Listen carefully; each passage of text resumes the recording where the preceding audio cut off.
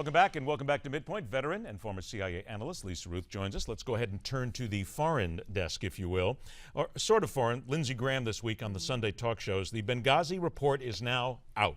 The latest, maybe final report is out. He said it's full of crap.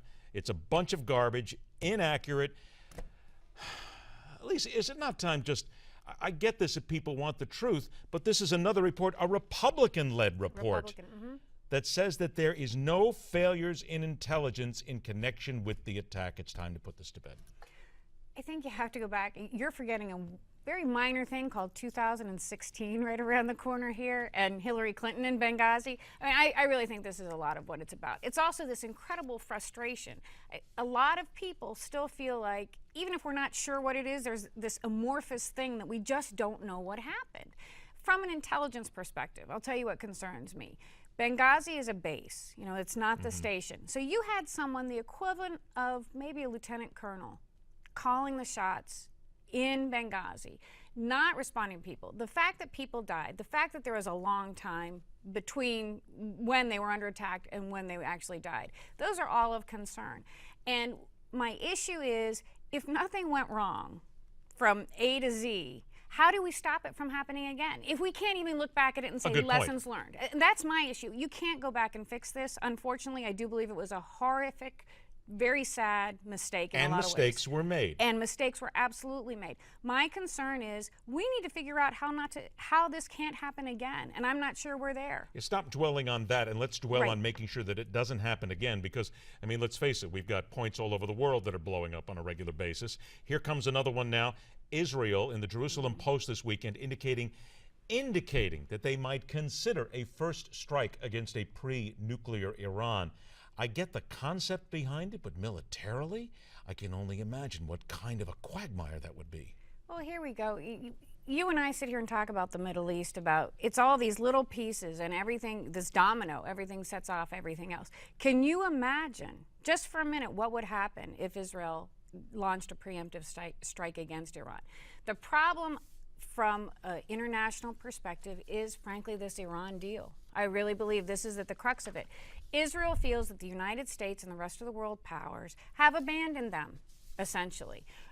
And really with good reason. If you look at the deal, it's a bad deal. It's a bad deal. They're pushing for something, really, instead of they're settling in many ways. No, absolutely, many ways. We are not going to prohibit the Arawak heavy water reactor from being constructed. What we're saying is you construct it, but you can't use it. Okay? You can have it there, but just don't use it. We trust you. Yeah, because they have not been forthcoming at all, you know, which is the second point. They refuse to provide the IAE access. They refuse to be transparent. We are not making them get rid of their stockpile of enriched uranium. You know, this is a situation where we want it so badly for whatever reason, and it's a legacy Obama issue, we're willing to overlook these things. So I think Israel, which we know has taken action, they've even admitted to killing some of the scientists, is saying, if you guys aren't going to do it, we will.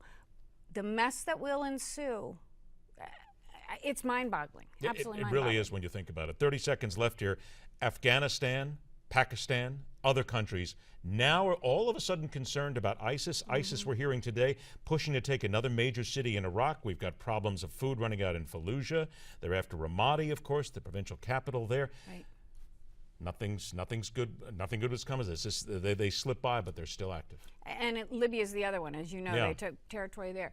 No, I just urge everybody be very, very careful when we get these great headlines of wins against ISIS, because the fact is ISIS continues to expand. They continue to be active, making gains maybe one place, but it's squishing out on the other side. Well, it was a pleasure to have you on the show. Have a great Thanksgiving. You too. Eat lots and let me know what wine is good. Always looking for recommendations. Good to see you again. All right, from the mouths of politicians come words of wisdom. Sometimes the Sunday Talkers are next. Plus, we're also now getting word from officials in Ferguson, Missouri, that the grand jury decision will come today. No time has been announced. We're following the story. Stay with us, because here on MidPoint, we question everything.